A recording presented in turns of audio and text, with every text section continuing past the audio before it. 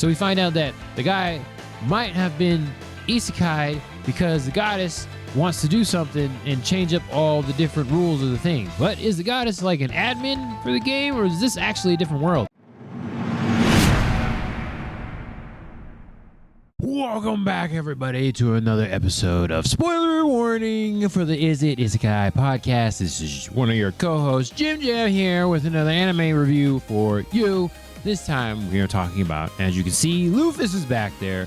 A wild last boss appeared, just appeared out of nowhere. Now, Lufas was summoned. They, as they say it in the show, they were summoned out of a game called Exiled. Exiled? Oh, I got the name wrong. What was it? Exgate. Hold on. I had it here. Oh, what the heck? My notes. The video game MMO Exgate Online. And the player, which we never even get to see what his name was, just a man, wakes up in Lufas Maphaahl. Yeah. Luckily, they talk in non-binary terms anyway, so that works out for everybody. But this guy wakes up in Lufas's body. Lufas is a very strong character that we learn to find out that the guy has been using for a while now, overpowered the character, and then went into the game, ended up dying in the game, and then for some reason went to bed after he played the game, logged out, and woke up in Lufas's body in the game. Should I spoil that part?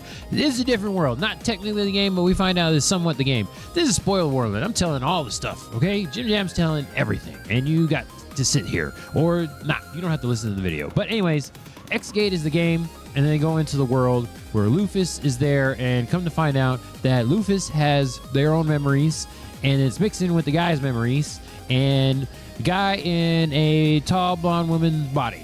Blonde person's body. Yep, that's it. Boobies. Oppa! Just like anime likes it to be. But it's interesting because, is it an isekai? That is the question. Do we answer that question? We will answer that question at the end of this review. We come to find out that kind of gave it away, but yeah, it is an isekai. Shocker. There you go.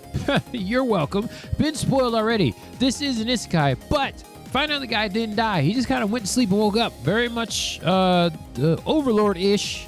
Overlord in overtones. If you are a fan of Overlord like this guy is, then you will like A Wild Last Boss Appeared. Very good anime. I'll tell you that right now. It is pretty darn good already. We'll give it a rating at the end. I'll let you know what my rating is and if we're hoping for a second season. That I won't spoil right away. But yes, isekai technically into a video game. We've seen this trope a lot in the more recent years. I will say that I was kind of like, again, until I started watching it.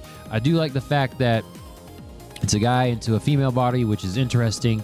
And then the fact that already overpowered is kind of a thing already. So high-level spells, And then also that they have to go and find their whole troop. So unlike Overlord and Ainz, the whole clan isn't there. So we have to find out that Lufas has to go find all of the 12 holy stars. Names are eluding me right now. 12... Stars of heaven, 12 heavenly stars, depending on what your thing is. That's why I can't remember what your translation is. That's why I can't remember what names are. 12 heavenly stars, or 12 stars of heaven, basically the zodiac characters, as we see as we go along here. Yeah, so that was pretty cool. And then also it was like a mis-summoning by the kingdom that summoned Lufas. They were trying to get a hero, but they ended up getting Lufas, which is interesting. So it's like, well, I'll tell you in a little bit what actually happened. But it's almost like because the guy was playing Exgate, they got summoned to the character they were using. They tried to summon again, this hero summoning, and they got a different person. But did that person play Exgate? I don't know. We'll never know. It's very interesting. So Lufas goes in, and the guys in there is like, okay, well, I had my 12 heavenly stars, so I might as well go find them. And we have Dina here, who pops up in the very beginning, but no recollection of that person. I'll tell you why in a second. But Dina's there trying to help Lufas find all the 12 heavenly stars, and they find Ares, the ram sheep. It's like a ram sheep thing. And then find out that Ares was the first one that Lufas tamed in the regular life. See, the memories are getting messed up because memories in the game kind of coincide a little bit with the original Lufas, which we learn is not the same world as the game. It's a little bit different than the game, so it's not really the game, and it's different world. So it's definitely Exgate the world versus Exgate the game, online game, which is an MMO. Very confusing, but you kind of figure it out towards the end of the series. And yeah, so either way, in both worlds, the real Exgate and the game Exgate, Ares is the first one that gets picked up. And Ares doesn't remember Dina in either, which is interesting. Then we get more questions about the goddess, because at that point, that's when the memories start mixing. So the guy doesn't have young Lufas memories, but the young Lufas memories are showing up in there. So that's pretty cool. And then Lufas wants to talk to the rest of the heroes, which were actual players, his friends, the guy's friends in real life. Come to find out, they don't have memories of the real life. So who's actually in the game? And that also becomes another thing, a la Overlord tones, once again, that the person that got reincarnated into the game body is trying to figure out if anybody else is reincarnated with them. And that is the question. And that is why we want a season 2. Hopefully there will be a season 2. Aha! I spoiled that. And we find out there's also a goddess in the world. And apparently a goddess is doing things because, as you can see behind me, Lufas is there trying to fight Demon King, Devil King, whatever you want to call it. It's a bunch of different names because it's Devil Folk, but then a Demon King or a Demon Lord. As we know, that's a Demon Lord's a thing in every single anime. Yeah, so the Demon King actually knows some things. This little fight happens towards the end of the series, but the Demon King knows a few things about what's going on there and knows that the goddess is playing games. So we find out that the guy might have been isekai'd because the goddess wants to do something and change up all the different rules of the thing. But is the goddess like an admin for the game, or is this actually a different world? We still don't really know the question. Exgate the world, or Exgate the big bike ramp. I said X game. Exgate the game, not Red Bull. That's not X Games, but yeah, sure. The Demon King, and then oh man, in the middle of all this, trying to find the rest of the 12 Heavenly Stars, try to find the other characters. If they are other characters, we find out that Dina is a person that knows about the real world, which seems like they were reincarnated as well a little bit earlier than the guy that got stuck in Lufas's body. So Dina has been playing as like a spy type deal, kind of for the goddess. Still didn't really understand that whole explanation, but they get into a real fight with Dina coming into her real body, and a lot of fights breaking out here. We got the Devil Folk fighting the regular folk. We got the White Wing people going against the Color Wing people. You know, everybody's all like going on, and then we find out the Demon King like fought the heroes, the original good guys, after Lufas got defeated, and then took body parts from them. And it's like, dang, it's messed up. Will they get their body parts back? Are certain heroes still even alive? I mean, the long-lived ones are, but the human ones are gone.